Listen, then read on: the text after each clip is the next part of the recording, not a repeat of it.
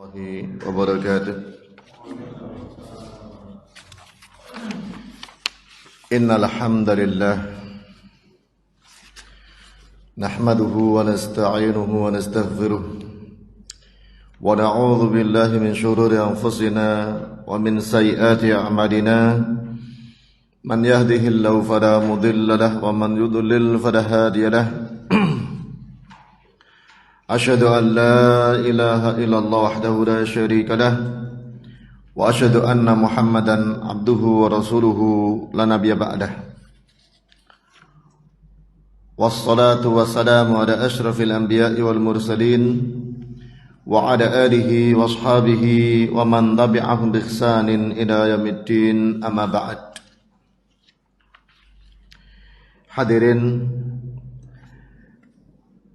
ikhwati wa akhwati fillah rahimani wa rahimakumullah. Alhamdulillah, kita berkewajiban terus bersyukur kepada Allah Subhanahu wa taala. Nikmat Allah Subhanahu wa taala tercurahkan kepada kita dalam setiap keadaan kita dan apapun kondisi kita. Kita tidak pernah luput sesaat pun dari nikmat Allah Subhanahu wa taala. Justru yang sering adalah keluhan kita, keluh kesah kita tentang hal yang dirasa berkurang nikmat Allah taala, padahal di balik itu masih tidak terhingga, tidak terhitung nikmat Allah Subhanahu wa taala. Terlebih lagi tak kala seorang masih kokoh imannya, masih kuat Islamnya, itulah adalah nikmat yang paling besar. Itu yang menjadikan apa yang diberikan oleh Allah Subhanahu wa taala menjadi suatu nikmat yang sudah selayaknya untuk disyukurinya. Kemudian hadirin sekalian rahimani wa rahimakumullah, insyaallah taala kajian kita pada kesempatan siang hari ini melanjutkan dari kitab Tauhid, sudah masuk pada bab yang ke-63. Tersisa 4 bab lagi karena kitab Tauhid ini terdiri dari 67 bab.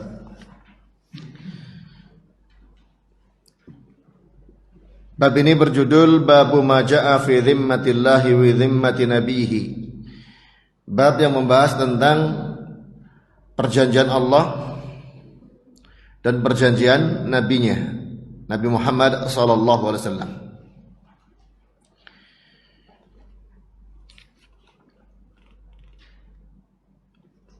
Dibawakan dalam bab ini pertama firman Allah taala dalam surah An-Nahl ayat 91. Allah taala mengatakan, wa aufu bi ahdillahi idza ahadtum. Aufu, penuhilah, tepatilah janji Allah bila kalian telah berjanji.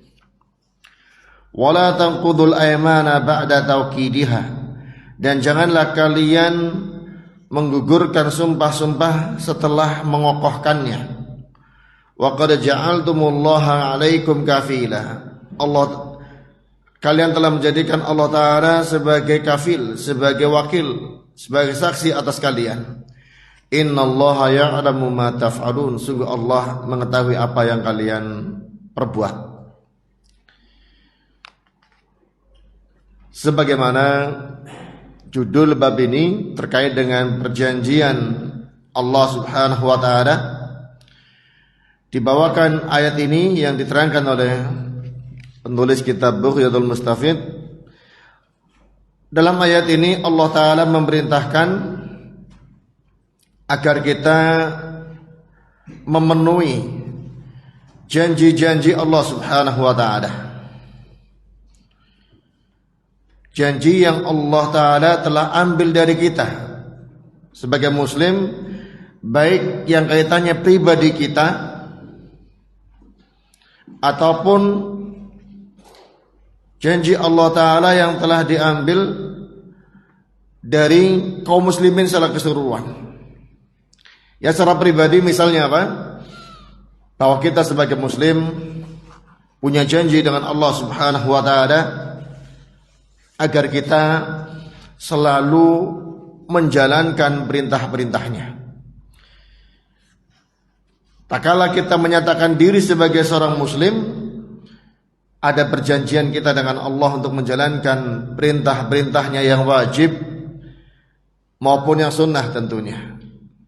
Menunaikan sholatnya kita yang wajib, itu merupakan melaksanakan janji kita dengan Allah Subhanahu wa ta'ala.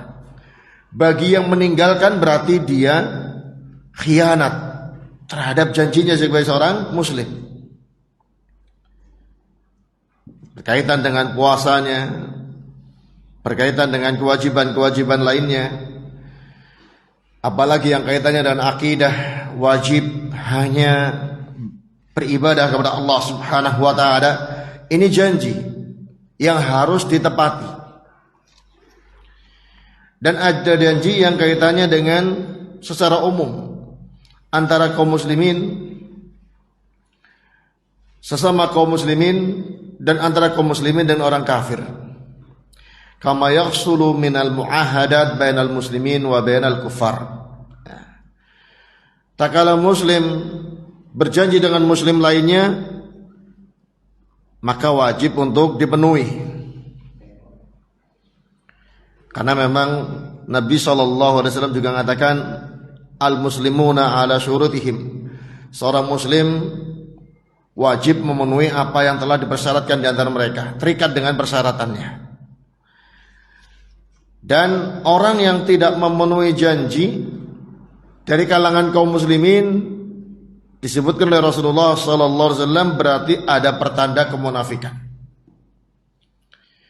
Makanya orang-orang munafik di antara tandanya mereka berat menunaikan sholat, terutama isya dan subuh. Mereka ingkar janjinya kepada Allah Subhanahu wa ta'ala untuk menunaikan sholat.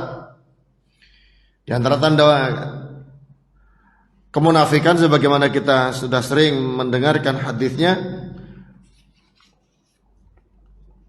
wa idza ahada khana, bila berjanji khianat. Atau wa idza tumina khana, dalam lafaz lain bila dia diberi amanah berkhianat. Ajaran Islam bagi kita adalah amanah yang wajib kita tunaikan. Kalau tidak ditunaikan berarti kita mengkhianati amanah tersebut. Begitu pula perjanjian antara muslim dengan yang lainnya walaupun beragama kafir, maka harus dipenuhinya.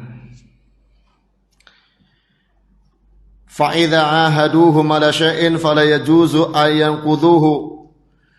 Bila kaum muslimin telah berjanji kepada yang lainnya walaupun kepada orang kafir, harus dipenuhinya. Tidak boleh digugurkan kecuali dengan suatu alasan yang bisa diterima.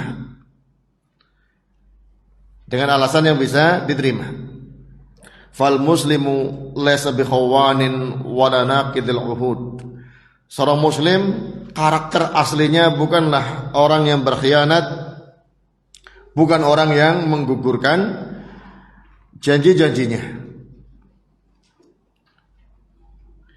Dalam ayat ini juga diingatkan tentang al-amru bil muhafadzati 'alal ayman al-mu'akkadah wa tahrimu naqdhiha. Dalam ayat ini juga surah An-Nahl ayat 91 ada perintah untuk menjaga sumpah-sumpah yang sudah dikokohkan dan haram melanggarnya. Wala tanqudul aymana ba'da tauqidiha. Janganlah kalian menggugurkan sumpah-sumpah kalian setelah dikuatkannya, dikokohkannya dengan lafaz-lafaz sumpah. Wal wafa'u bil uhud wa adamu naqdil ayman al muakkadah yadullu ala ta'zimillah. Memenuhi janji dan tidak menggugurkan sumpah itu menunjukkan atas pengagungannya kepada Allah Subhanahu wa ta'ala. Sebaliknya, tak kala seorang meremehkan janji, menyepelekan janji, gampang mengingkarinya, gampang mengkhianatinya, sumpah pun kadang gak difikirkan efeknya, dia langgar, maka ini berarti meremehkan Allah Subhanahu wa ta'ala. Ada tanda kemunafikan pada seorang muslim yang demikian.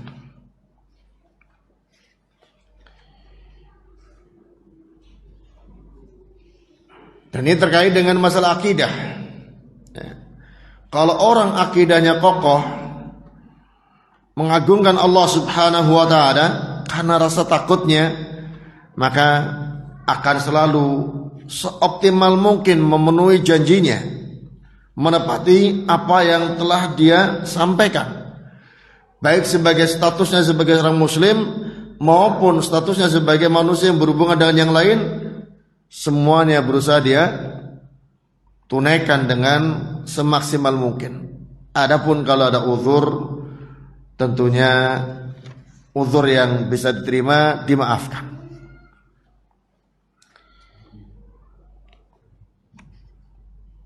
Dibawakan dalil kedua, hadis dari sahabat Buraidah radhiyallahu anhu.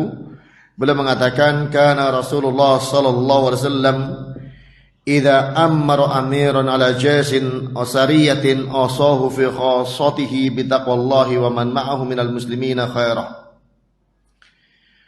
Kata sahabat Buraidah radhiyallahu anhu, bahwa Rasulullah sallallahu alaihi wasallam bila mengangkat seorang pemimpin untuk memimpin pasukan perang atau memimpin sariyah, pasukan kecil.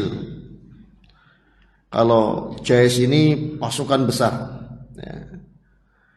Mungkin dalam istilah militer juga ada ya nama-namanya ya. Kalau jumlah sekian namanya ini, jumlah sekian namanya ini ya. Ya. Satuan-satuan pasukan perang itu diberi nama berbeda-beda sesuai dengan jumlahnya. Sebagian ulama menyebutkan kalau masih di bawah 400 orang pasukannya dinamakan sariyah. Ya. Batalion mungkin ya, atau kompi, saya kurang paham ini istilah militer. Kalau di atas itu jumlah banyak namanya jaisun, ini ribuan. Berarti komandan sub ya, di bawahnya komandan yang lebih tinggi lagi.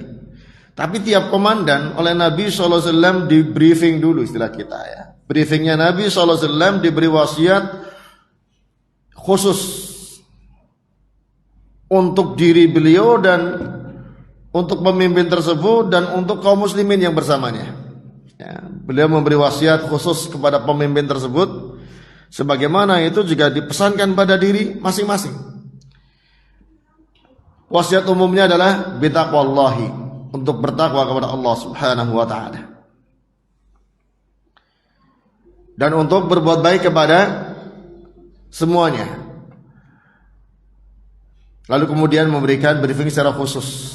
Tsumma qala ughzu bismillahi fi sabilillah. Berperanglah dengan nama Allah di jalan Allah. Qatilu man kafara billahi. Perangilah orang yang kufur kepada Allah. Ughzu wa la taghullu. Berperanglah. Ini rambu-rambu dalam Islam saat menjalankan peperangan. La taghullu, jangan mengambil harta rampasan perang dengan sembunyi-sembunyi ya.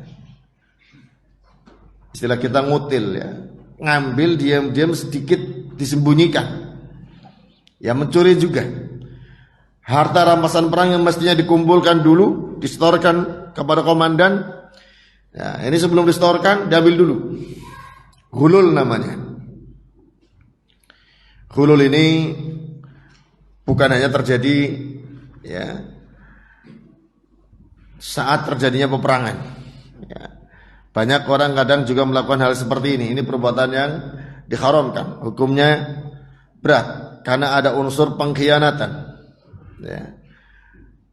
Misalnya ada orang kerjasama ya,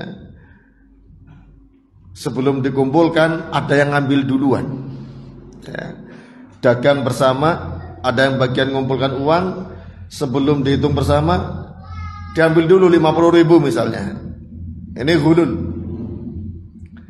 Ya, mungkin juga biasanya ya, ada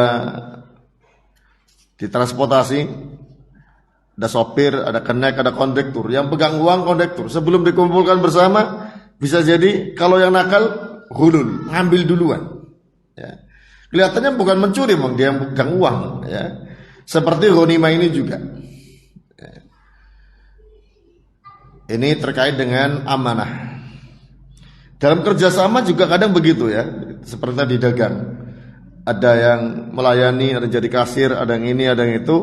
Yang kasir ini kalau tidak aman, ya tidak amanah, bisa terjadi ghulul. Walaupun mungkin sekarang sudah disiasati dengan sistem komputerisasi, tapi tetap saja, ya, kadang-kala masih ada peluang seperti ini. Dan ini sering disampaikan oleh orang yang ya jalani dunia bisnis. Ghulul ini sering terjadi dengan istilah sekarang kebocoran. Ya.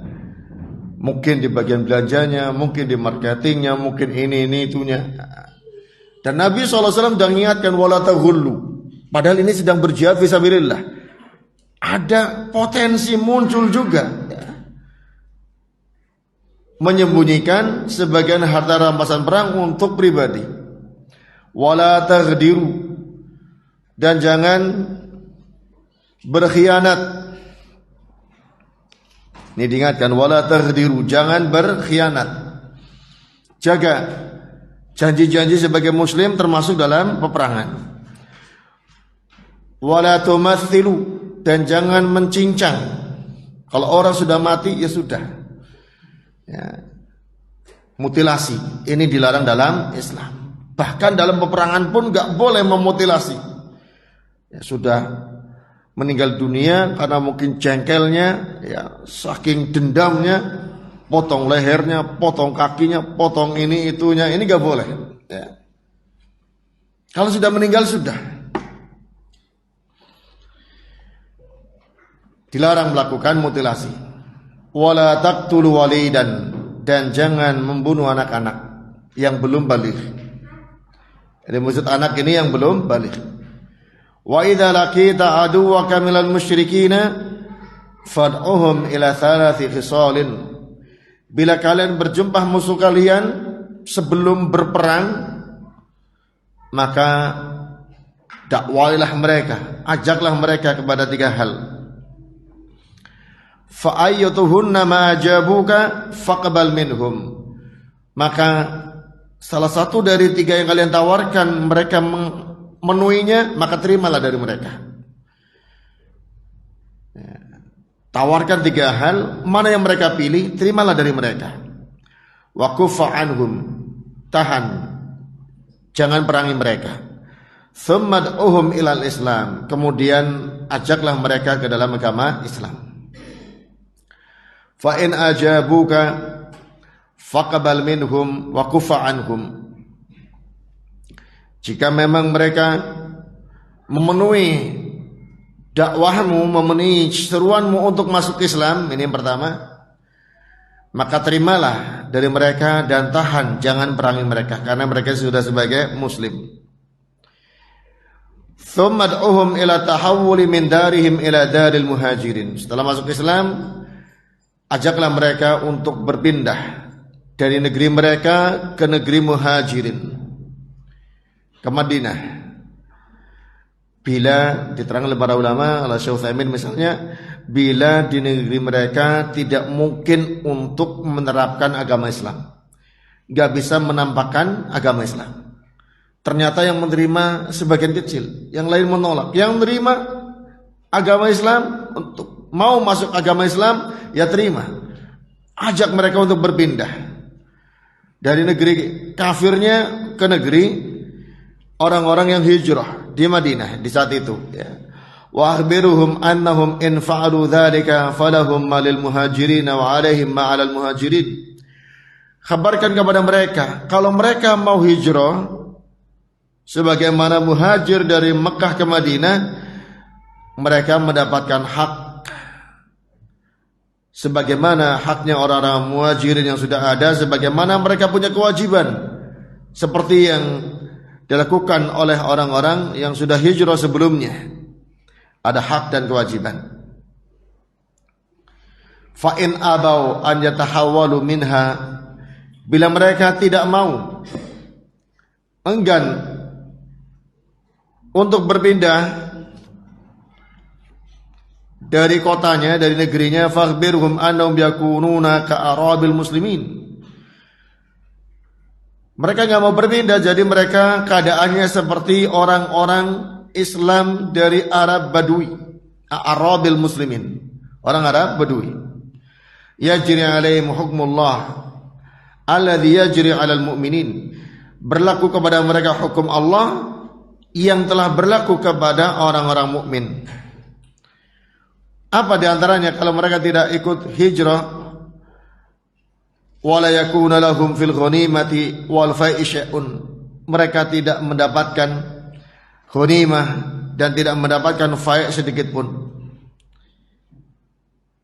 Ghanimah harta rampasan perang yang diperoleh dengan peperangan, ya, dengan mengerahkan persenjataan dan mengerahkan pasukan. Kemudian musuh kalah, harta yang dirampas itulah ghanimah. Dan ada fai', harta rampasan dari musuh tanpa peperangan. Ya, musuh ini sudah melarikan diri lebih dahulu sebelum diserang, meninggalkan harta bendanya. Nah, ini namanya fai'. Nah, kalau mereka tidak hijrah, ya tidak mendapatkan bagian ghanimah ini. Illa an yujahidu ma'al muslimin, kecuali mereka ikut jihad bersama kaum muslimin, maka mendapatkan ghanimah karena ikut sertanya dalam jihad. Fa inhum abau, jika mereka menolak itu semuanya, fasalhumul jizyah, mintalah, bahasa kitanya ya, pajak dari mereka, setoran, sebagai bentuk jaminan aman bagi mereka. Suruh membayar jizyah, upeti atau pajak. Fa inhum ajabuka faqbal minhum, jika mereka mau menerima membayar jizyah, maka terimalah dari mereka itu. Wa kufa anhum, dan tahan, jangan perangi mereka. Fa inhum abau fasta'in billahi wa qatilhum, jika mereka tidak mau membayar pajak, ya, suruh masuk Islam gak mau, ya. Adapun hijrah itu pilihan, ya. Kalau tidak mau masuk Islam, ya bayar pajak. Tidak mau bayar pajak berarti membangkang. Fasta'in billahi wa qatilhum, minta tolonglah kepada Allah, perangilah mereka. Ini tahapan, ya, yang dituntunkan dalam Islam untuk menghadapi orang-orang kafir dan orang-orang musyrik. Tidak serta-merta menyerbu begitu saja, ya, tapi dengan proses diplomasi dan negosiasi terlebih dahulu. Diplomasi dan negosiasi ini dalam rangka untuk berdakwah, ya. Asalnya adalah tawaran damai. Apakah dengan masuk Islam ataukah dengan membayar upeti, bayar pajak sebagai kompensasi amannya mereka, ya. Kalau mereka menolak berarti menginginkan peperangan. Kalau mereka memang menginginkan peperangan, kata Rasulullah sallallahu alaihi wasallam, fasta'in billah, diingatkan pertama, mintalah tolong kepada Allah, lalu perangi mereka.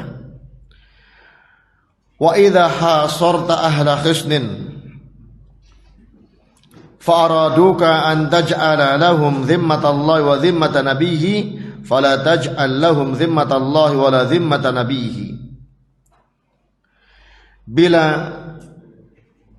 engkau, ini diungkapkannya kepada komandannya, bila engkau mengepung orang-orang yang berada dalam satu benteng, ya, mereka sudah terkepung di dalam satu benteng, fa araduka an taj'ala lahum dhimmatallahi wa dhimmata nabiyhi, mereka menuntut agar engkau komandannya, pemimpin pasukan kaum muslimin ini, menjadikan perjanjian Allah dan perjanjian nabinya yang mengikat mereka.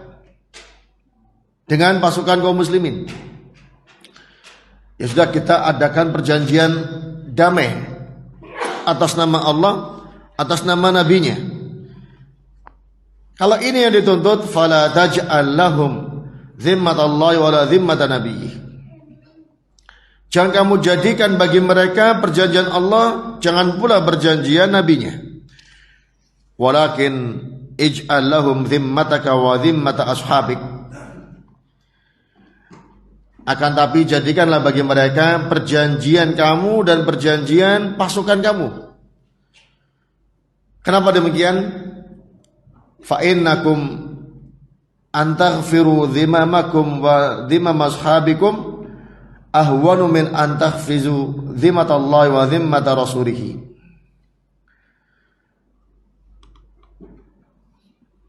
Fa innakum antaghfiru dhimamakum wa dhimam ashabikum ahwanu min antaghfiru dhimatallahi wa dhimmata rasulih.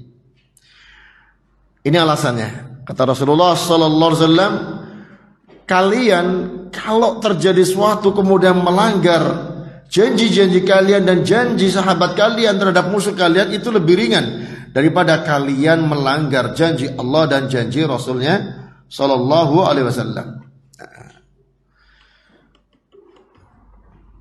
Nah, ini pelajaran yang berharga di sini. Ya. Kelihatannya mengangkat janji Allah Ta'ala untuk mengikat dengan musuh, tapi itu resiko. Kalau terjadi sesuatu kaum muslimin kemudian melakukan pelanggaran, berarti melanggar janji Allah. Tapi kalau yang dijadikan perjanjiannya adalah perjanjian komandan dan pasukannya, ini lebih ringan. Inilah yang kemudian disebutkan di antara faedah dalam hal ini adalah untuk memperhatikan kalau ada dua perkara, ambillah yang paling ringan resikonya. Mengambil yang paling ringan resikonya.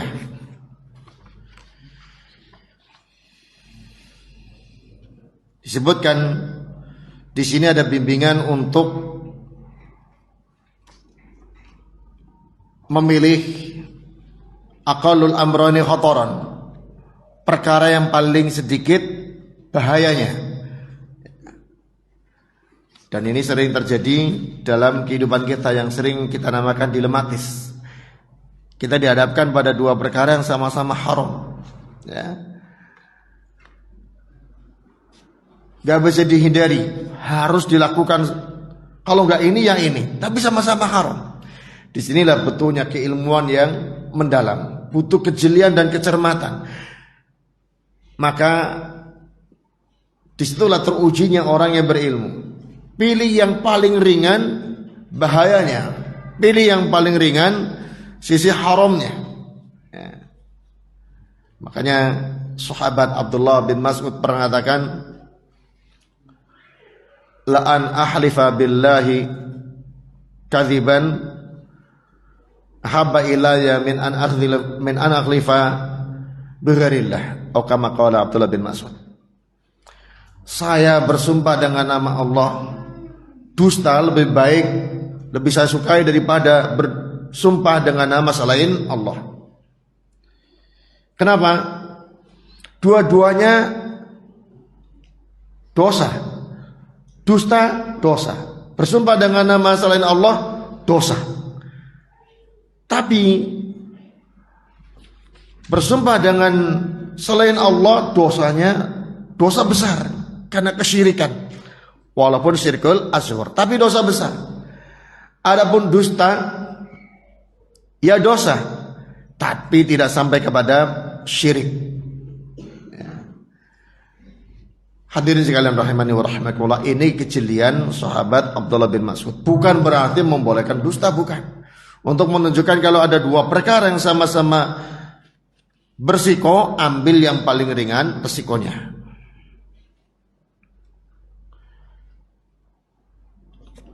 Makanya Allah Ta'ala ingatkan kepada kaum mukminin, wala tasubbul ladzina yad'una min dunillahi fayasubbullaha adwan bighairi ilmin. Janganlah kalian orang-orang mukmin mencela sembahan-sembahan yang disembah dari selain Allah, maka akan membawa dampak mereka para penyembahnya mencela Allah Ta'ala dengan permusuhan tanpa ilmu. Kita tahu bahwa yang disembah selain Allah jelas itu kebatilan, ya, tercelah, gak ada sisi terpujinya. Tapi bukan berarti jadi alasan bagi kita untuk mencela habis-habisan sesembahan selain Allah Subhanahu wa Ta'ala, kalau resikonya membuat mereka akhirnya membalas mencela Allah Subhanahu wa Ta'ala. Ini kaidah, ya, landasannya sangat kuat, ya, dari Rasulullah SAW, bahkan dalam Al-Quran juga ada dan dipraktikkan oleh sahabat Abdullah bin Mas'ud. Maka di sini kalau kita melihat saudara kita kok melakukan perbuatan yang haram, jangan langsung divonis, karena kita nggak tahu alasan apa dia melakukan hal seperti itu. Bisa jadi memang dia punya pertimbangan itu, ya. Daripada saya melakukan yang lebih parah haramnya, saya lakukan ini. Tapi kan nggak mungkin dia siarkan ke semua orang, ya. Hingga orang lain kadang-kadang karena ketidaktahuannya akhirnya menvonis dia. Maka kita yang tidak tahu harusnya sabar dulu, bertanya dulu, kenapa melakukan seperti ini? Oh, ternyata pertimbangannya kaidah yang sangat kuat ini, ya, yang memang ada dalam Al-Quran, ada dalam hadis dan diperhatikan oleh para sahabat. Maka dengan belajar kaidah seperti ini kita menjadi orang yang husnudzon, berbaik sangka kalau ada suatu, ya, terjadi pada saudara kita, ya, walaupun yang kita lihat itu jelek, ya itulah namanya berprasangka baik. Walaupun jelek kita tetap berprasangka baik. Barangkali ada uzur pada dia, barangkali ada pertimbangan yang kita tidak mengetahuinya. Hadirin sekalian rahimani wa rahimakumullah, semakin kita mengetahui kaidah, tentunya akan semakin bijak dalam bergaul, tidak sembarangan vonis, ya. Dalam hal ini sering terjadi, ya, kadang orang tergesa-gesa, ya, karena tidak menghargai orang yang sudah punya kaidah. Dia menggunakan kaidah tersebut, dihadapkan dua suatu perkara yang sama-sama berat, tapi tak kala dia mempertimbangkan ada yang lebih ringan dari dua perkara tersebut. Walaupun memang awalnya berat semuanya, karena haram kan berat semuanya, tapi di antara haram bertingkat-tingkat. Hadirin sekalian rahimani wa rahimakumullah, sebagaimana diterangkan oleh Syekh Utsaimin, dalam hal ini ada kaidah yang sebaliknya, yaitu tarku adnal maslahataini linaili a'lahuma. Kalau seorang dihadapkan pada dua kemaslahatan, kalau tadi dua madharat, ya, dua risiko.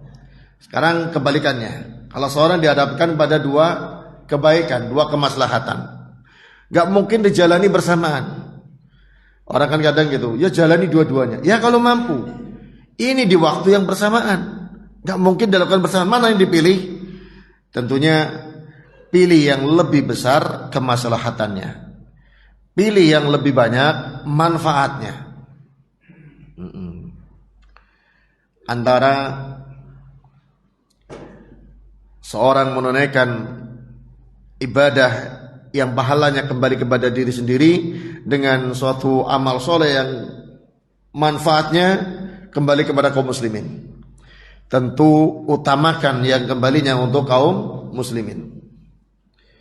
Misalnya orang sedang puasa, ya, puasa sunnah, kemudian melihat ada seorang tenggelam di sungai, teriak-teriak minta tolong, gak ada yang bisa nolong kecuali dia.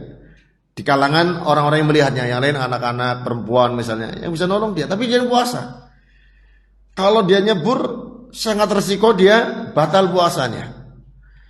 Kalau puasa untuk diri sendiri, kalau nolong orang lain, ya manfaatnya lebih luas, ya, maka dia batalkan puasa untuk bisa nolong orang lain, ini lebih baik, ya. Ini dua kemaslahatan di hadapannya, melanjutkan puasa sunnah atau nolong orang, ya. Maka menolong orang itu lebih baik, dan puasanya dia sudah dapat pahalanya, sudah menjalani separuhnya. Adapun membatalkan karena kemaslahatannya lebih luas, maka mendapatkan pahala yang lebih besar. dan contoh-contoh lainnya tentunya dalam hal ini. Ini memahami kaidah yang seperti ini membuat kita mudah menjalani tantangan dalam kehidupan. Ya. Ada acara kondangan, kadang-kadang gitu kan, sama ada acara keluarga sendiri, rekreasi. Rekreasi penting ya untuk anak-anak, tapi ada kondangan waktunya bersamaan. Ya, kadang-kadang pertimbangannya mana? Di situ perlu pertimbangan matang, mana manfaatnya dan maslahatnya yang lebih besar. Ya. Kalau rekreasi bisa ditunda, ya. Kondangan, ya kalau ditunda waktu lain, momennya sudah lepas, momennya sudah lewat. Ya. Maka dahulukan yang momennya hanya itu saja. Rekreasi bisa waktu lain. Ya. Ini yang perlu dipertimbangkan hal-hal yang seperti ini. Ya, ini menjadi kaidah. Kalau ada dua kemaslahatan yang gak bisa ditinggalkan, harus dikerjakan di saat itu bersamaan, maka pilihlah yang paling banyak maslahatnya. Tinggalkan yang lebih ringan.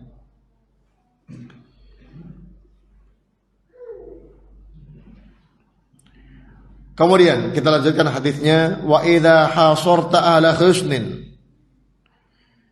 bila engkau mengepung orang yang ada dalam satu benteng, fa araduka an tunzilahum ala hukmillahi fala tunzilhum ala hukmillah walakin anzilhum ala hukmik fa innaka la tadri atusibu hukmallahi fihim amlah. Kalau mereka orang yang sedang dikepung itu menuntut kepadamu agar engkau menerapkan kepada mereka hukum Allah, jangan kamu turuti. Jangan terapkan kepada mereka hukum Allah. Loh, kok malah tidak boleh? Nah ini. Tapi apa? Akan tapi anzilhum ala hukmik. Terapkan kepada mereka hukum engkau sesuai dengan ilmunya. Ya. Atas namakan ini hukum saya, tidak di atas namakan ini hukum Allah. Fa innaka la tadri atusibu hukmallahi fihim amlah. Karena engkau tidak tahu apakah engkau akan selaras dengan hukum Allah dalam menerapkan hukum kepada mereka atau tidak. Hadirin sekalian rahimani wa rahimakumullah, ini bagian kedua yang perlu difahami. Perbedaan antara hukum Allah Ta'ala, hukum Rasulullah SAW, dan hukum para ulama, hukum orang-orang yang mengikuti Nabi Muhammad SAW. Diterangkan oleh Syekh Al-Utsaimin rahimahullah ta'ala dalam kitab Al-Qaulul Mufid, hukum Allah Ta'ala musibun bila syakkin. Hukum Allah Ta'ala dan hukum Rasulullah SAW pasti benar. Ya. Tidak diragukan lagi.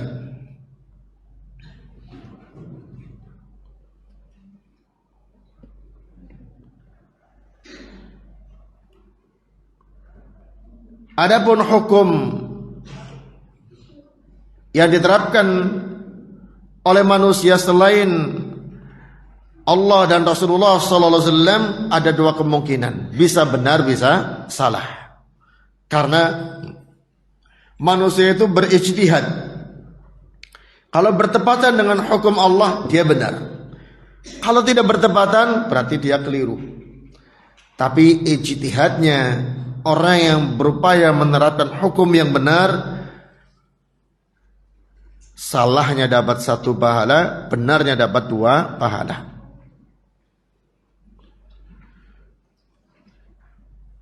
Hadirin sekalian rahimani wa rahimakumullah, Rasulullah sallallahu alaihi wasallam di masa hidupnya justru mengingatkan kepada sahabat, ya, kalau berhadapan dengan orang yang minta hukum, jangan atasnamakan hukum Allah dan hukum Rasulullah. Terapkan saja hukum engkau kepada mereka. Karena kalau langsung dikatakan hukum Allah, memastikan bisa jadi ternyata tidak benar. Adapun kalau dengan hukum dia sesuai dengan ilmunya, maka bisa benar bisa tidak. Kalau salah kembali kepada dia. Kalau benar kembali kepada Allah Subhanahu wa taala. Ini karena Al-Quran masih turun, Nabi Muhammad SAW masih hidup. Diterangkan oleh Syekh Utsaimin rahimahullah taala, tak kala beliau sudah meninggal dunia, maka terapkanlah hukum Allah Subhanahu wa taala dan hukum Rasulullah sallallahu alaihi wasallam. Namun tentunya sudah sebutkan di sini faedahnya.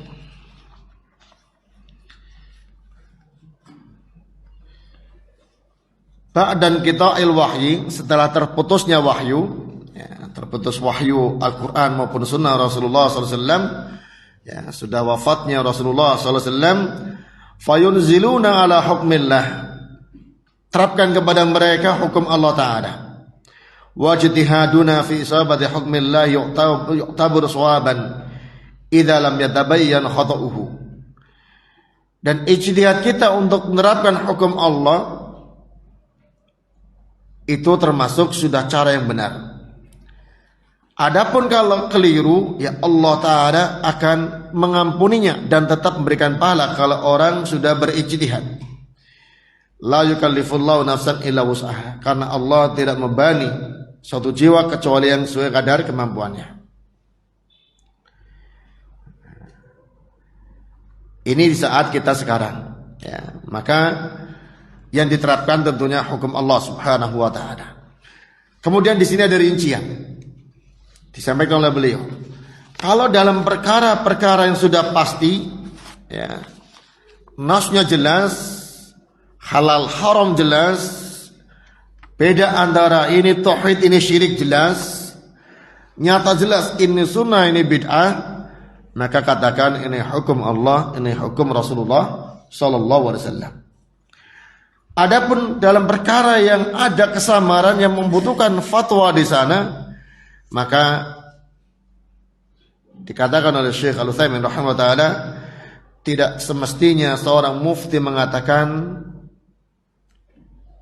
ini hukum Islam, ini hukum Allah, ini hukum Rasulullah sallallahu alaihi wasallam, tapi mengatakan ini hukum Allah menurut yang saya ketahui.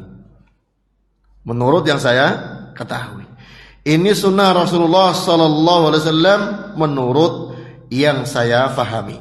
Kata beliau, hukmul Islam fima arokada. Hukum Islam dalam perkara ini seperti ini menurut pandangan saya. Nah, kecuali tadi dalam perkara-perkara yang sudah pasti. Ya. Maka ini yang perlu hati-hati kalau kita sedang berselisih dengan orang lain dalam perkara yang memang tidak ada nas pastinya, jangan menvonis ini hukum Allah, ini hukum Rasulullah SAW, seolah kita memastikan ya ini keliru fatal. Ya. Padahal perkaranya di situ ternyata ada perbedaan. Ya. Nah, ini kalau kita sedang khilaf dengan saudara kita, sedang ada perbedaan, jangan menvonis. Paling sampaikan tadi menurut pandangan saya, menurut ilmu yang saya ketahui, menurut ulama yang saya ikuti. Ya.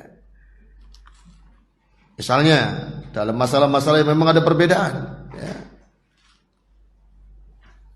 Qunut subuh misalnya, ya. Jangan langsung menvonis dalam Islam itu haram, jangan. Ya. Karena ada perbedaan di sana. Bahkan kadang ada sebagian teman kita dalam Islam dilarang mengucapkan salam sama teman yang melakukan perbuatan begini-begini. Nah, dari mana dasarnya? Justru yang ada Rasulullah SAW mengajarkan salam kepada yang diketahui dan yang tidak diketahui, yang kenal dan yang tidak dikenal, dan seterusnya. Nah, ini faedah yang sangat besar dari hadis Buraidah radhiyallahu anhu yang disampaikan oleh Syekh Al-Utsaimin rahimahullah taala. Ada beberapa faedah yang disampaikan oleh Syekh Utsaimin berikutnya dari hadis ini. Yang pertama tadi sebutkan haramnya mutilasi, mencincang yang telah mati dari kalangan manusia tentunya, ya, bukan hewan. Kalau hewan daging ayam gak boleh dimutilasi, yang gak bisa dimakan malah, ya. masak utuh besar gitu susah ya. Kambing nggak boleh mutilasi. Ini untuk manusia. Ya. Kemudian tahrimul ghulul, haramnya ghulul. Ghulul itu berbeda dengan mencuri sebenarnya ya. Kenapa? Ya karena dia malah termasuk yang jaga harta itu, ghanimah misalnya. Atau dalam istilah yang saya sebutkan tadi, usaha bersama. Dia yang jaga, dia ngambil kan. Mungkin istilah sekarang korupsi ya. Dan mungkin lebih spesifik lagi. Wal ghadr, juga diharamkan al ghadr, berkhianat. Ya, khianat mengingkari janji dan melanggar sumpah. Kecuali kalau melanggar sumpah untuk melakukan yang lebih baik daripada yang ia ungkapkan dalam sumpah. Tapi tetap dia harus bayar kafarah. Ada orang yang bersumpah misalnya, ya wallahi saya nanti akan infak untuk anak yatim 1 juta kalau saya sembuh dari penyakit ini. Ini sumpah dan nazar sekaligus ya. Kemudian dia dapat rezeki lebih banyak, sembuh dari penyakitnya, mau saya gunakan untuk umroh sekalian gimana nih ya. Lebih banyak harta yang dia keluarkan misalnya kan, dia 1 juta, umroh 25-30 juta, dia bayar kafarahnya, kafarah sumpah, kemudian dia jalankan yang lebih baik. Boleh seperti ini.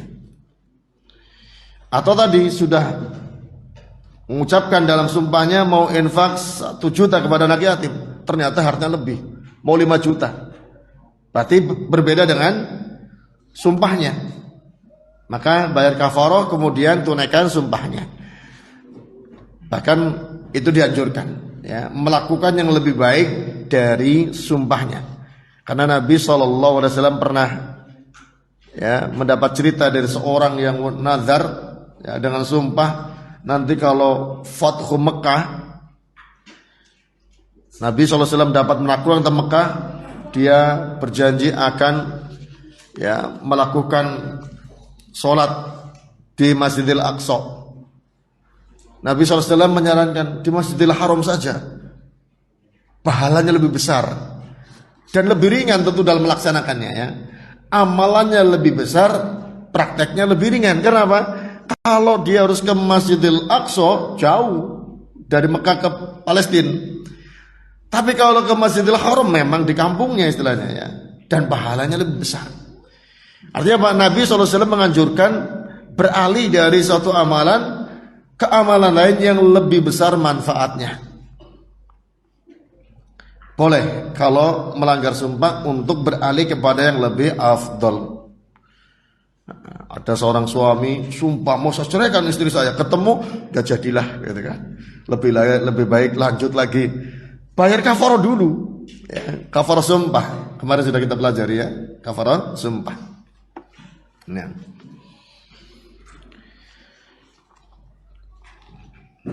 Kemudian yang diharamkan pula dalam peperangan qatlul walid, membunuh anak kecil yang belum baligh, belum dapat beban hukum ya. Tapi ini juga perlu dilihat, bukan berarti dibebaskan begitu saja. Bisa jadi anak yang belum baligh tapi sudah berakal ya, diperalat oleh musuh untuk jadi mata-mata misalnya, jadi ini berarti berlakukan hukum ta'zir. Tidak dibunuh tapi ditahan ya. Ditahan agar tidak menjadi alat bagi musuh untuk memperdaya kaum muslimin.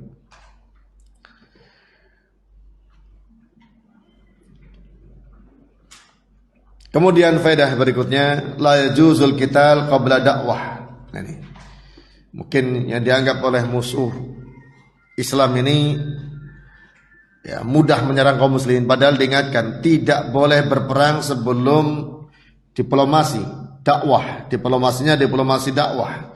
Tawaran awal itu tawaran damai ya. Masuk Islam pun penawaran, gak pemaksaan. Gak mau ya gak apa-apa, bayar upeti. Kok bayar upeti? Ya sebagai jaminan keamanan. Lalu kita tinggal di negeri sendiri aja banyak bayar pajak ya. Ya.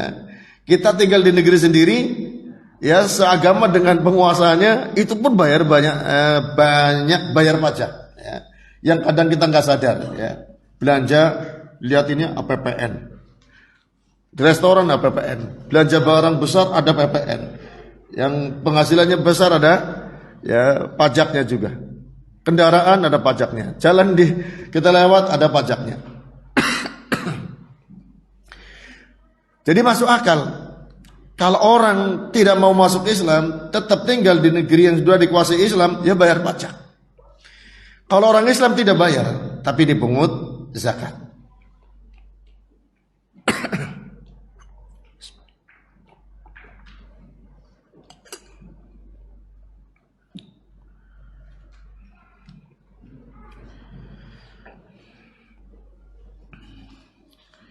Kemudian hadirin sekalian rahimani wa rahimakumullah, di sini ada faedah pula bahwa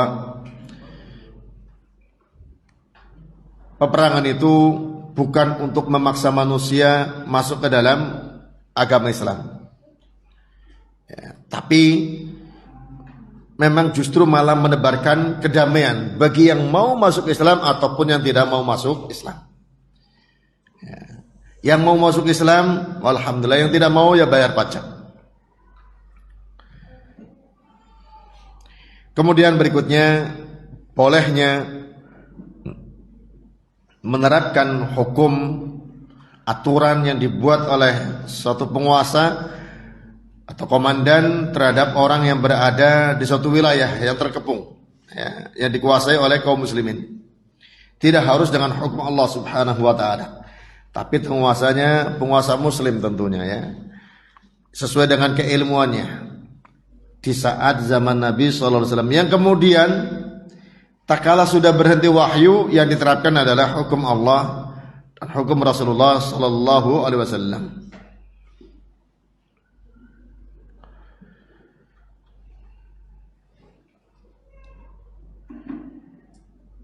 Kemudian yang terakhir, bahwa ijtihad itu sudah ada sejak zaman Nabi SAW dan terus berlangsung sampai zaman sekarang. Ijtihad, seorang mencurahkan segala kemampuan ilmiahnya untuk menghasilkan suatu kesimpulan hukum dengan dasar-dasar ilmu yang dimilikinya. Ini masih diperbolehkan terus, tidak tertutup. Dan itu amalan yang besar, pahalanya besar. Prosesnya itu berpahala. Nanti kalau benar dapat pahala lagi, kalau salah dapat ampunan. Ya. Ini pentingnya orang belajar ilmu agama. Ya. Belajar ilmu agama, prosesnya berpahala. Kalau ternyata menyimpulkan sesuatu yang keliru, sudah dengan kaidah-kaidah yang benar, dia dapat ampunan dari Allah Subhanahu wa taala. Makanya Rasulullah SAW mengatakan, "Idza hakamal hakimu fajtahada falu ajran." Seorang menghukumi suatu setelah ijtihad, maka dapat 2 pahala. Bila benar, bila salah, dapat 1 pahala. Atas usahanya, atas prosesnya. Hadirin sekalian rahimani wa rahimakumullah, ini pelajaran yang bisa kita dapatkan pada kesempatan siang hari ini dari kitab Tauhid. Kita beralih pada mulakhas fikih.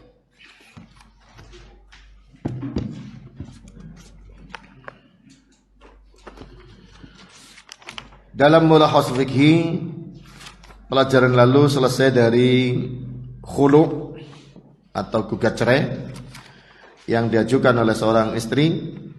Namun sudah kita bahas, itu diperbolehkan kalau ada sebab. Kalau tidak ada sebab, seorang istri mengajukan khulu, gugat cerai, ini terancam, ya, dengan ancaman bisa jadi tidak mencium bau surga, ya.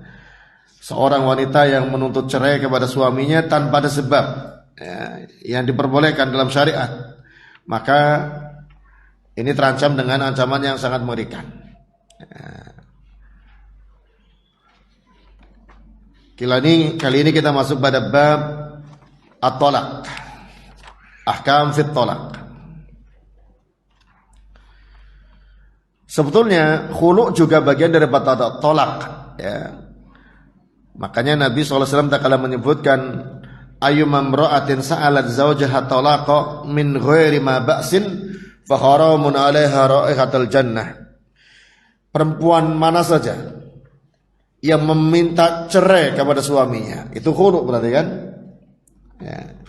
Tanpa ada sebab, hanya sebab syar'i, bukan sebab yang diadakan oleh istri. Ya. Maka haram bagi dia aroma surga.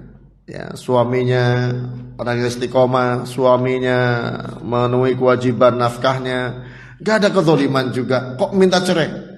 Ya. Ini di zaman sekarang dikhawatirkan mungkin karena pihak ketiga, ya, karena sering reunian misalnya, ya, atau satu grup misalnya ketemu kawan lama pengen balen, CLBK istilahnya, ya. Padahal suaminya baik-baik saja, ya. Karena biasanya orang terpukul dengan rumput tetangga katanya, ya. Ya hanya ibarat sebetulnya, ya. Dan ini pernah saya ceritakan ada kejadian yang seperti itu. Suaminya gak ada masalah, hanya karena punya hubungan dengan laki-laki lain yang seolah lebih makmur, lebih sejahtera, lebih ini, lebih itu. Akhirnya minta cerai kepada suaminya. Ternyata hanya PHP, harapan palsu. Suaminya udah nikah lagi, si perempuan ini tergantung-gantung, ngatung-ngatung, gak ada kejelasan dengan laki-laki yang ada dalam harapannya. Babun fi ahkamit talak. At-talaqu fil lughah, talak dalam bahasa maknanya at-takhliyah, melepas. Ini secara bahasa. Dikatakan dalam bahasa Arab, tulikotin naqatu idza surikhta, idza surikhat. Unta tulikot artinya bila unta itu lepas. Nah, adapun secara syar'i pengertiannya khillu qaidin nikahi aw ba'dih, melepas ikatan pernikahan. Nah, ini yang sudah kita ketahui, yang namanya tolak itu melepas ikatan pernikahan. Adapun hukumnya berbeda dengan perbedaan kondisi dan situasinya. Bisa jadi mubah, bisa jadi makruh, bisa jadi mustahab, bisa jadi wajib, bisa jadi haram. Dan yang namanya tolak ini yang memegang adalah suami. Yang bisa mengeluarkan tolak adalah suami. Kalau perempuan, istri sudah di awal khulu. Ya. Dengan kriterianya tentunya sudah kita lewati. Fayakunu mubahan idza ihtaja ilaihi az-zawju li su'i khuluqil mar'ah wa tadarruri biha. Kata Syekh Shalih Fauzan, tolak itu diperbolehkan bila suami membutuhkannya karena jeleknya akhlak istri, dan suami merasa termadorotkan dengan keadaan istri. Berarti tidak terwujud tujuan pernikahannya, tidak tercapai tujuan pernikahan bersama istrinya, maka boleh tolak di sini. Tentunya jeleknya akhlak ini standar utama akhlaknya seorang muslim. Ya. Suruh pakai jilbab gak mau misalnya. Ya. Ini sudah berat ini. Ya, nutup aurat gak mau. Bisa jadi kalau seperti ini nanti ada keterangan kalau orang Islam kan itu kewajiban. Tanpa punya suami juga wajib menutup aurat. Cuma di masyarakat kita kadang tergantung suaminya. Masalah jilbab itu bukan tergantung suaminya, tergantung dia sendiri. Ya. Karena itu kewajiban yang melekat pada pribadi wanita. Kadang-kadang tak kalau cerai, malah jadi melepas hijabnya misalnya. Oh berarti dia nggak paham hijab. Soalnya hijab itu dari suami, hijab itu dari Allah untuk tiap pribadi wanita muslimah. Nah, ini kalau keadaan seorang suami terganggu oleh perilaku ya istrinya.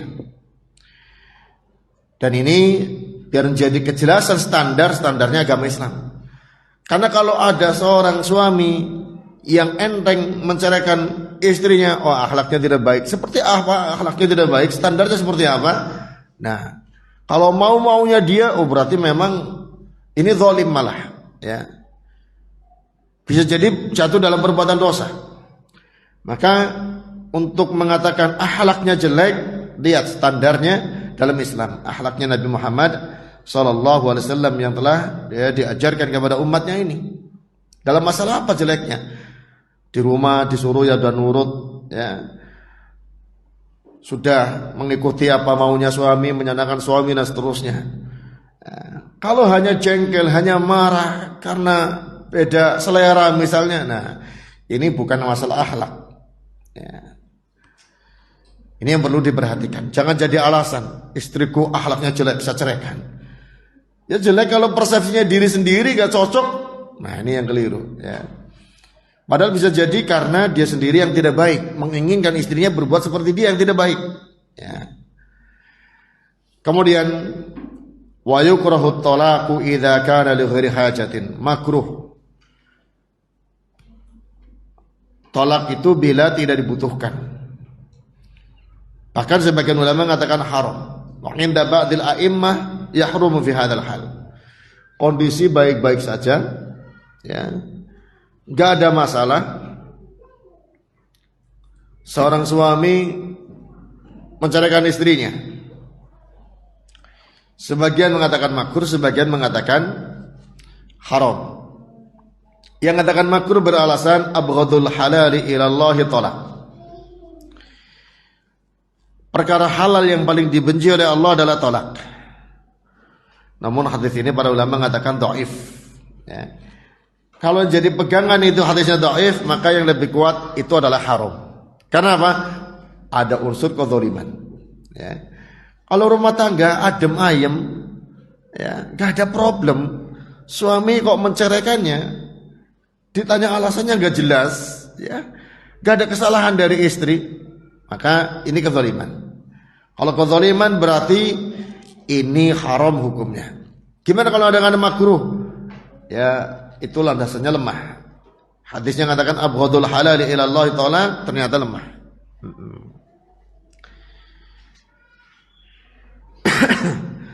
Wa yustahabbu talaqu fi halil hajati ilaihi bihaitsu yakunu fil baqa' ala zawjiyyah dararun ala zawjah.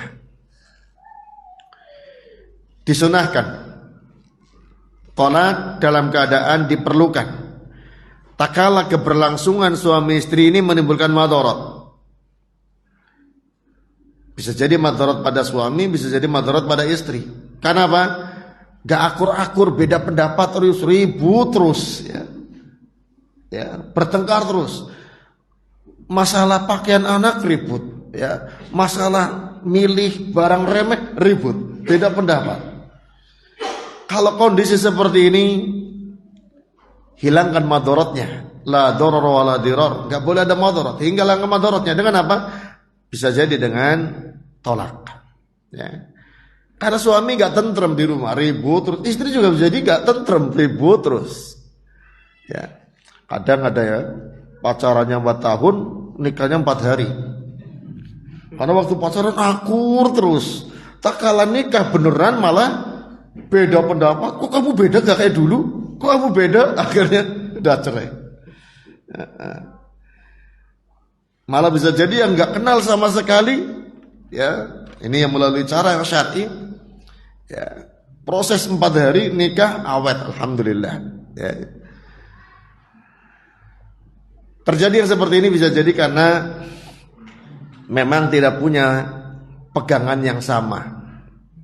Kalau punya pegangan yang sama, Al-Quran dan Sunnah dan Salafun Sholeh dalam beragama termasuk dalam rumah tangga, maka perbedaan yang ada akan mudah direm, ya. Karena kita akan bertemu pada kesamaan ajaran Nabi kita Muhammad Sallallahu Alaihi Wasallam. Wa yajibu talaqu ala zawji. Nah ini wajib hukumnya suami mentalak istri. Idza kanatiz zaujatu ghairu mustaqimatin fi diniha. Bila istri tidak istiqomah dalam beragama, terutama masalah sholat misalnya. Meninggalkan sholat atau mengakhir-akhirkan sholat dari waktunya sampai jelang berakhirnya waktu sholat tersebut. Sholat asar kayak jamak dengan maghrib, jamaknya dengan maghrib. Harusnya kan kalau jamak zuhur dengan asar, ini asar jamaknya dengan maghrib. Berarti mengakhir-akhirkan hingga jelang maghrib. Kalau diingatkan, loh kamu gak tahu kesibukan istri di rumah, bla bla bla bla. Ya sibuk, tapi kesibukan pertama kali wanita muslimah adalah sholat. Itu harus difahamkan, ya. Kesibukan muslimah sebagaimana muslim laki-laki pertama kali adalah sholat. Nabi SAW diceritakan oleh Aisyah radhiyallahu anha kalau di rumah itu membantu kerjaan-kerjaan istrinya. Ya, walaupun menceritakannya enggak detail ya. Ya karena pekerjaan di zaman Nabi urusan rumah juga enggak sebanyak zaman sekarang. Ya, dulu mungkin enggak ngepel ya, lantainya enggak perlu dipel dulu masalahnya. Kerjaannya sederhana dulu. Ya mungkin sandalnya putus, bajunya sobek. Beliau yang nangani sendiri. Tapi tak kala sudah saatnya waktu sholat, tinggalkan kerjaan itu. Sebagaimana istri pun demikian. Ya, pekerjaan rumah banyak, tapi nomor satu sholat. Jangan diakhirkan dari waktunya. Nah kalau ada seorang wanita demikian, suka nunda-nunda sholat, olah tanggung gitu kan. Sementara tanggungnya banyak, tanggung lagi masak, tanggung lagi nyuci, tanggung lagi ngepel, tanggung lagi, akhirnya habis waktunya, ketanggungan semuanya. Waktu sholat selesai, sholat asar, adzan maghrib. Sekarang alhamdulillah ya, adzan itu banyak sudah tepat waktu. Ingat waktu saya masih kecil di kampung di Pontian, ada masjid adzannya 4:30, puji-pujiannya setengah jam. Ya. Sholat jam 5, kalau bulan puasa keluar dari masjid, berangkat lagi ke masjid. Karena udah masuk maghrib. Sekarang alhamdulillah kebanyakan sudah tepat waktu. Artinya apa? Sudah banyak yang mengingatkan azan tepat waktu. Ya. Nah kalau suami tidak bisa menasihatinya, tidak bisa membimbingnya, sudah mulai proses yang dari cara halus dengan nasihat-nasihat, ngajak pengajian dengan cara lembut, ya sampai bisa ranjang, sampai mukul, nggak mempan juga. Yajibu tolaku, sudah wajib menceraikannya. Ya. Apalagi kalau sampai meninggalkan sholat. Ya, sebagaimana ulama mengatakan orang yang meninggalkan sholat ya, dengan sengaja hukumnya kafir, keluar dari agama Islam. Kalau itu sih bukan hanya istri, kalau laki-laki seorang suami juga demikian, istri juga harus tegas. Ya. Sudah diingatkan tentang kewajiban sholat sebagai seorang muslim, ngeyel ya, dengan berbagai alasan ya tinggalkan. Kalau seorang sudah meremehkan hak Allah Subhanahu wa taala yang paling banyak kebaikannya, zat yang paling banyak memberikan nikmat, gak ada tandingannya, itu saja disepelekan apalagi manusia. Ya. Yang kadang-kadang malah menyakiti. Kita kan kadang menyakiti pasangan kita, kadang menjengkelkan. Ya. Sudah besar kemungkinan kita dizolimi. Ya. Kalau Allah Ta'ala sudah dilecehkan, tidak didengarkan perintahnya, tidak ditunaikan, ya manusia lebih besar kemungkinan lagi untuk disepelekan. Bahkan kata Syekhul Islam Ibnu Taimiyah rahimahullah ta'ala, kalau ada seorang istri melakukan perbuatan haram, zina misalnya, atau meninggalkan sholat misalnya, kok suami tetap mempertahankannya, maka dia dayuth. Dayuth, seorang lelaki yang membiarkan kemaksiatan berada di dalam rumahnya. Dayuth ini ancamannya tidak masuk surga, tidak dilihat oleh Allah Subhanahu wa taala, tidak diajak bicara oleh Allah Subhanahu wa taala. Maka sebagai seorang suami sebelum mencerai istrinya, tegakkan dulu kewajiban dia. Ya. Kalau sudah tidak mampu dengan tahapan-tahapannya, ya, maka sebagai al-qawwam, ya, qawwamuna 'alan nisa, disitulah fungsinya. Ya. Berperan, gak bisa meluruskan ya sudah. Ya. Istilahnya apa? Obat terakhir. Obat terakhir dalam menangani problem rumah tangga ya cerai, bisa. Bisa jadi dengan adanya cerai, jadi shock terapi, dia sadar. Ya, kalau cerai pertama masih ada kemungkinan rujuk. Ya, kalau ternyata setelah dicerai sadar akan kekeliruannya, janji tidak akan ulangi, mau untuk memperbaiki, ya sudah rujuk kembali. Ya. Makanya tolak ini memang diantara bentuk solusi menghadapi problem rumah tangga. Ya. Wa kana idza kana az-zawju ghairu mustaqimin fi dini wajaba 'ala az-zawjati talab talaq minhu ini. Begitu pula kalau suami tidak istiqomah dalam agamanya, tidak sholat, tidak puasa Ramadan, tidak mau belajar ilmu agama, ya, bahkan melarang istri belajar ilmu agama, ngapain ngaji, ya, nanti anak orang keurus misalnya kan. Malah katanya ada ibu-ibu yang ngomong gitu juga ya. Kalau ngaji terus nggak ngurusi keluarga katanya. Justru ngurus keluarga dengan ngaji, dengan belajar ilmu agama. Kalau ada suami melarang istri belajar ilmu agama, harus punya sikap tegas. Harusnya jenengan yang ngajari saya gitu. Kalau jenengan nggak bisa ngajari saya, ya harus belajar cari tempat lain. Ya. Harusnya bersyukur. Ya. Makanya dikatakan kalau ada suami yang seperti itu, tidak bisa ngajari istrinya, tidak mendukung istrinya belajar ilmu agama, ya wajib bagi istri untuk meminta cerai. Ya ini katakan para ulama ya. Karena suami yang seperti ini mengantarkan kepada kebinasaan. Binasaan dunia, bisa jadi binasaan akhirat. Waliyadzubillah, lebih bahaya lagi.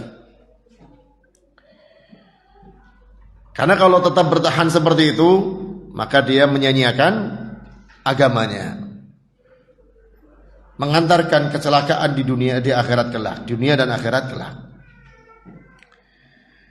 Wa kadza yajibu 'ala zawji talaq idza ala min zawjatihi. Begitu pula wajib bagi suami mencerai istrinya bila suami itu melakukan ila. Ila ini orang berjanji tidak akan menggauli istrinya. Namanya ila ya. Dan lewat sampai 4 bulan. Setelah 4 bulan tetap menolak, tidak mau menggauli istrinya, maka wajib dia menceraikannya, karena itu kezaliman. Adapun kalau setelah 4 bulan kok dia sadar, ya sudahlah, saya kembali lagi, saya kemarin salah, maka dia membayar kafarah, sumpah. Ya. Kata Allah Ta'ala dalam surah Al-Baqarah ayat 226-227, lilladzina yu'luna min nisa'ihim tarabbusu arba'ati ashhur.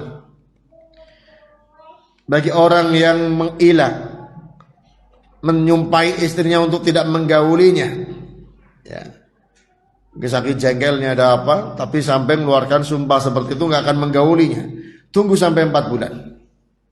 Fa in fa'u, bila suami kembali menggauli lagi, fa innallaha ghafurur rahim, Allah Maha Pengampun lagi Penyayang, bayar kafarah sumpah. Wa in azamu talaqa, jika memang jika bertekad untuk menceraikannya, sungguh Allah Maha mendengar lagi Maha mengetahui. Nah, ini kalau ada ya ungkapan tekad dari seorang suami untuk tidak menggauli istrinya. Tapi kalau hanya ditinggal merantau 4 bulan, 6 bulan, setahun, 2 tahun dalam kondisi baik-baik, ya tidak apa-apa. Ini terkait adanya sumpah, tekad memang ya menyengaja untuk tidak menggaulinya. Tapi kalau memang ditinggal pergi, kondisinya damai-damai saja, makan yang nyuruh pergi istrinya misalnya, sana pergi ke Arab kerja, 2 tahun gak apa-apa, 4 tahun gak apa-apa, yang penting kiriman lancar gitu kan. Kalau memang seperti itu tidak masalah, ada keridhaan. Yahrumut talaq ala zawji fi hali khaydin. Ini nanti ada rincian. Haram perceraian di saat wanita sedang haid atau sedang nifas atau sedang suci yang sudah digauli, yang belum jelas kehamilannya. Yahrumu talaqu ala zawji fi hali haidi zawjati wa nafsiha wa nifasiha. Haram suami mentalak istri dalam keadaan haid, dalam keadaan nifas, wa fi tuhuri wad'iha fihi wa lam yatabayyan hamluha, dan dalam keadaan suci yang sudah digauli namun belum jelas kehamilannya. Tujuannya apa? Agar supaya mudah menghitung masa iddahnya. Wa kadza idza talaqaha thalathan, diharamkan pula kalau menceraikan spontan langsung 3. Wa ya'ti bayanu hadza insyaallah. Ini akan datang perinciannya insyaallah nanti. Kemudian dijelaskan oleh beliau dalilus masyru'iyati talaq fil kitabi wa sunnati wal ijma'. Dalil tentang disyariatkannya talak dalam kitab, sunnah dan ijma'. Dalam Al-Quran disebutkan at-talaqu marratan. Tolak itu 2 kali. Maksudnya yang masih bisa ada rujuk. 3 kalinya sudah, ini tolak bain. Dan Nabi SAW pernah mendapatkan peringatan dari Allah Subhanahu wa taala sebagai peringatan pula untuk umatnya. Ya ayyuhan nabiyyu idza talaqtumun nisaa fatalliquhunna li'iddatihinna. Wahai Nabi, bila engkau menceraikan istri, ceraikanlah mereka untuk masa iddahnya. Ini tadi, maka hitungannya harus ada jelas ya. Ini yang zaman sekarang sebagian wanita kalau cerai kadang kurang perhatian tentang masa iddah. Belum berakhir masa iddah ya sudah lamaran ya. Apalagi kalau wanita ditinggal mati, yang harusnya masih masa berkabung iddah belum berakhir sudah pergi-pergi, sudah jalan-jalan ya. Ini lemahnya keilmuan di tengah umat secara khusus para wanita. Wa qala an-nabiy sallallahu alaihi wasallam innama talaqu liman akhadha bis-saq. Talak itu dipegang oleh orang yang menguasai wanitanya. Dalam ungkapan Umar bin Khattab disebutkan tolak itu dipegang oleh orang yang menggauli istrinya. Artinya apa? Tolak itu kewenangan suami. Bapak suami gak bisa menceraikan mantunya ya. Yang berwenang adalah tetap suami. Walaupun misalnya pihak keluarga suami sudah gak ada yang suka. Suami lagi merantau ya, oleh mertua dicerai misalnya, ya gak jatuh ya.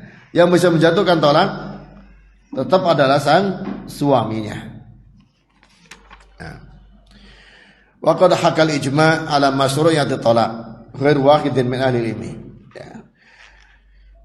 Para ulama menyebutkan bahwa disyariatkannya tolak ini termasuk sesuatu yang ijma', disepakati oleh para ulama tentang disyariatkannya ya. Dan perlu diketahui, kita belajar ini kadang ada yang sebagai antisipasi, kadang ada yang memang harus segera diamalkan ya. Tolak ini bukan yang harus segera diamalkan, untuk antisipasi ya. Ini al-amalu bil ilmi, ini langsung amalkan janda. Ini untuk antisipasi. Karena ada yang namanya ilmu dalam kondisi darurat, ya kan? Kalau nggak punya ilmunya, kondisi darurat tambah celaka lagi, ya. Nah, ini yang digunakan dalam kondisi-kondisi darurat. Makanya apa sih hikmah dari tolak dalam Islam? Ya. Karena di suatu agama ada yang tidak ada istilah tolak. Kalau sudah nikah sudah, apapun kondisi pasangannya ya itu terus. Agama apa kan katanya? Ada yang pernah dengar? Di Kristen dulu katanya seperti itu, atau agama lain gak ada istilah tolak. Sebagaimana untuk tokoh agamanya gak ada istilah nikah. Itu menyalahi kodrat istilahnya, menyalahi ya nurani manusia. Laki-laki gak boleh nikah, perempuan gak boleh nikah, padahal punya nafsu. Akhirnya yang gak boleh nikah ketemu dengan yang gak boleh nikah, malah nikah diem-diem. Ya, suster ya istilahnya ya, dengan pastor ya. Menurut agama mereka nggak boleh nikah, tapi hubungan badan. Ya. Karena mereka punya ya nafsu biologis, kecuali mereka dikebiri. Ya. Dan katanya yang sudah nikah nggak boleh cerai, kan aneh lagi ya. Nah, makanya dalam Islam itu beda. Ada pernikahan dan ada perceraian. Sesuai dengan fitrah manusia. Hikmahnya jelas. Dikatakan oleh Syekh Shalih Fauzan, wa huwa min mahasini hadzal dinil islamil azim. Tolak itu termasuk keindahan agama Islam yang agung ini. Fa inna fi hillan lil mushkilati zawjiyyah 'inda al-haja ilaih. Tolak itu solusi untuk problem rumah tangga saat dibutuhkan. Baik yang khulu maupun yang tolak. Ada seorang istri tertekan oleh keadaan suaminya, ya, kasar, ya, perilakunya suka menampar, ya, pelit, bakhil, gak karu-karuan. Sang istri tertekan sekali, gak dipegangi uang sama sekali, hanya diberi kebutuhannya, beras dipenuhi, bumbu dipenuhi, tapi gak dipegangi uang. Tersisa gak kira-kira itu? Walaupun semuanya ada, kulkas penuh, beras penuh, bumbuan penuh, ya akhirnya ya di kulkas dijual kalau kayak gitu ya, biar punya uang. Namanya perempuan, mungkin jajan untuk anaknya, mungkin ada ini ada itu. Kadang ada yang seperti itu, bakhilnya. Ya. Kalau tertekan seperti itu, walaupun kelihatannya kecukupan, ya di rumah memang rumahnya bagus, ada kendaraan, ada roda 2, ada roda 4, tapi gak dipegangi uang misalnya. Ya, ini tertekan, boleh menuntut ya untuk tolak. Apalagi diiringi dengan ya kekasaran, kekakuan, ya, tersiksa. Apalagi kemudian kalau ada yang kondisinya tidak istiqomah agamanya seperti kita gambarkan tadi. Makanya Allah Ta'ala mengatakan fa imsakum bima'rufin aw tasrihum biihsan. Peganglah, lanjutkan rumah tangga itu dengan baik atau lepaslah juga dengan baik. Ya. Jadi jangan setengah-setengah. Kadang-kadang dengan alasan cinta, dengan alasan kasihan anak, tapi dia di sisi lain tertekan kejiwaannya. Nah, makanya kalau mau lanjut ya lanjut dengan baik, kalau lepas dengan baik. Kenapa disebutkan lepas juga dengan baik? Hubungan kemanusiaan tidak putus sebagai sesama muslim, apalagi kalau sudah punya anak. Ya, suami adalah bapaknya anak-anak, istri punya anak-anak yang masih mungkin bertemu.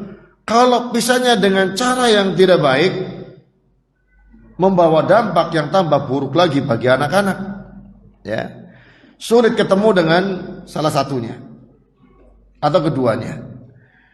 Nah, makanya dalam Islam pun yang perceraian itu jangan terlalu membawa korban bagi sang anak. Ya, andai kata sudah jadi korban, tapi jangan keterlaluan efeknya. Ya. Kalau perceraian, cerai dengan cara yang baik, hingga masih mungkin bertemu karena berperan sebagai bapak atau ibu bagi anak-anaknya. Wa qala ta'ala wa iya tafarraqa yughnillahu kullam min sa'atihi wa kana Allahu wasi'an hakima.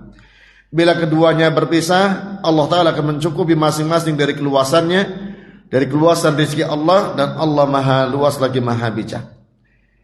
Kadang ini yang pernah kita ungkapkan, ya, seorang istri kalau mau minta cerai khawatir nanti siapa yang ngasih makan.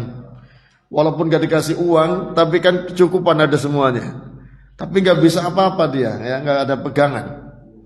Atau seorang suami yang nganggur malah ya, yang kerja istri, mau menceraikan eman-eman, nanti yang menghasilkan pendapatan siapa ini?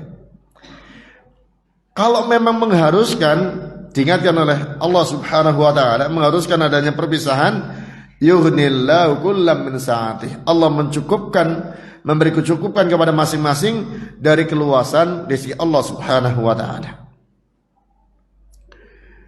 Kalau memang sudah tidak mungkin ada kemaslahatan dalam kebersamaan, ya, dalam rumah tangga, maka hikmah di sini akan dia capatkan. Bisa jadi akan mendapatkan kehidupan yang lebih baik. Lebih baik apakah hidup sendiri ataukah bertemu dengan yang lainnya. Makanya kalau tidak ada perceraian dalam rumah tangga, yang ada justru terjadi perselingkuhan. Di balik itu bisa jadi yang terjadi adalah orang-orang frustasi, orang-orang yang depresi. Kemudian terjadi mungkin efek dari itu ya, mungkin ada yang bunuh diri, ada yang kekerasan dalam rumah tangga dan lain-lainnya. Walhamdulillah dalam Islam ini sebagai keran permasalahan ya, jalan keluar agar tidak terjadi depresi, tidak terjadi kekerasan rumah tangga. Maka silakan, mau lanjut dengan baik, putus dengan baik pula.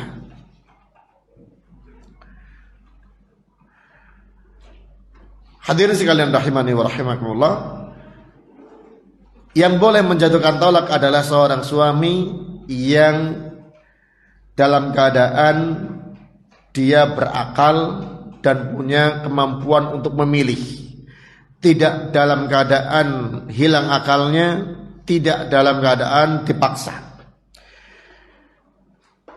Kecuali kalau orang menghilangkan akalnya sendiri ya.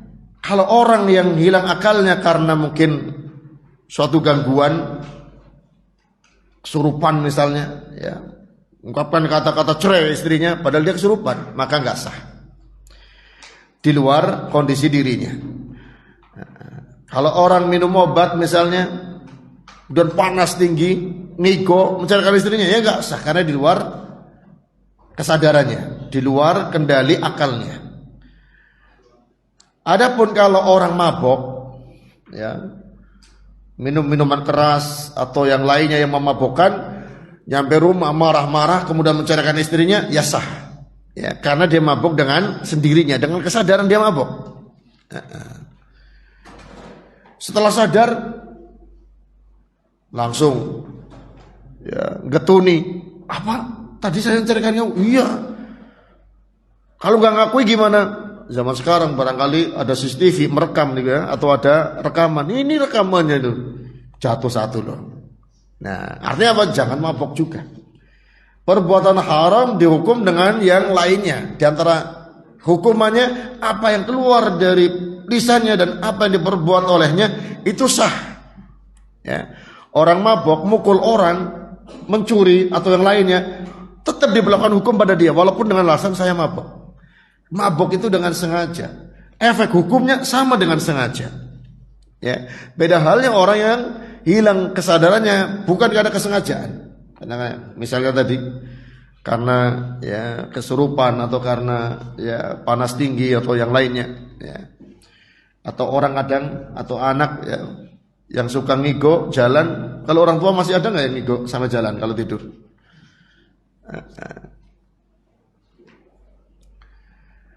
Wa in ukriha ala talaqi zulman. Kemudian kalau ada seorang dipaksa untuk menceraikan istrinya, dipaksa dengan penuh kezaliman, ya. Lalu dia menceraikan istrinya hanya untuk terbebas dari kezaliman yang menekan dia, disekap misalnya, ya, dipukuli, suaranya direkam, ceraikan istri kamu, kalau tidak terus dipukuli. Akhirnya mengucapkan kata cerai, direkam oleh orang, nanti kirim ke istrinya, nih kamu udah dicerai. Ini tidak sah ya, karena dizolimi. Dia mengucapkan itu agar dia selamat dari penyiksaan tadi ya. Dalam satu hadis dikatakan la talaqa wa la itaqa fi ighlaqin. Tidak ada cerai dan tidak ada memerdekakan budak kalau dalam keadaan tertutup kebebasannya ya, akalnya. Ini dalam keadaan dipaksa ya. Mungkin dalam satu kondisi ada yang orang dipaksa seperti itu ya, berbagai macam unsur pemaksaan, dia tidak ingin terus tersiksa dengan paksaan itu, sudahlah, ungkapkan kata-kata itu untuk bisa menceraikan. Kenapa? Orang mengucapkan kata kufur saja kalau untuk menyelamatkan diri dari kezaliman itu boleh, apalagi sekadar tolak gitu kan. Allah Ta'ala mengatakan man kafara billahi min ba'di imanihi illa man ukriha wa qalbuhu mutmainnun bil iman. An-Nahl 106. Siapa yang kufur kepada Allah setelah imannya, ini orang murtad, kecuali orang yang dipaksa, hatinya tetap tenang dengan keimanan. Maka ini seperti ada satu sahabat Ammar bin Yasir yang seperti itu. Mengucapkan kata kufur untuk menyelamatkan dari kezaliman, maka tidak mengapa. Apalagi kalau sekadar ucapkan kata tolak, ya. Nanti beritahukan istri waktu itu saya disiksa begini, berarti ini di luar kontrol saya. Saya hanya ingin selamat dari penyiksaan misalnya. Maka tidak mengapa. Gimana tolaknya orang yang marah? Kata Syekh Al-Fauzan, justru kebanyakan orang mencerai itu dalam keadaan marah. Ya apa enggak? Kalau lagi makan enak, ya di angkringan atau di warung makan, nanti rumah kita cerai ya. Kan nggak mungkin ya. Ada ayam tiba-tiba cerai kan kaget. Ada apa? Namanya tolak itu umumnya dalam keadaan marah. Kalau marah masih bisa berpikir dan masih faham kata-katanya, maka sah tolaknya. Ya. Amal ghadban alladzi aghadhal ghadab falam yadri ma yaqul fa innahu la yaqau talaku. Adapun marah yang sampai dia tidak sadar dengan dia katakan, tidak sah tolaknya. Marahnya ada dua kondisi, ya. Kalau marahnya masih bisa ngontrol kata-katanya, ngomongnya masih bisa difahami, ya sudah, ini sah tolaknya.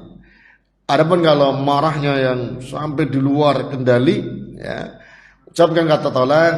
Nah, ini kembali kepada kejujuran suami tentunya.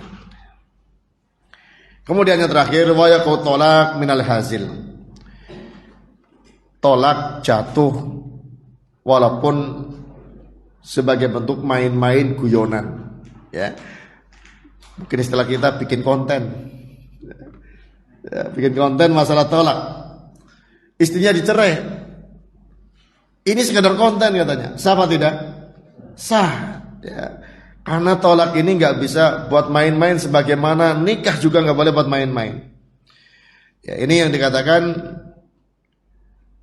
jidduhuna jid wa hazluhuna jid. Sungguhnya sungguh-sungguh, mainnya sungguh-sungguh, ya. Tolak dan nikah, nah, ini nggak boleh buat main-main. Walaupun tidak bermaksud untuk menceraikan, illam yaqsud iqa'ahu, bahkan sekadar konten gitu kan. Ya, ini yang bahasa sekarang lah ya. Hanya sekadar guyon misalnya, atau sekadar main-main misalnya, sandiwara misalnya, nggak ada alasan. Kalau sudah ya menjatuhkan tolaknya, walaupun tidak diiringi dengan niatnya, ya jatuh. Nah, walaupun jatuhnya mungkin kalau pertama ya ini masih bisa rujuk, namun sudah jatuh satu. Ini insyaallah yang bisa kita sampaikan tentang masalah ahkamut tolak. Wallahu ta'ala a'lam bissawab. Wa sallallahu ala nabiyyina Muhammadin wa ala alihi wa sahbihi ajma'in. Subhanakallahumma wa bihamdik asyhadu an la ilaha illa anta astaghfiruka wa atubu ilaik. Wassalamualaikum warahmatullahi wabarakatuh.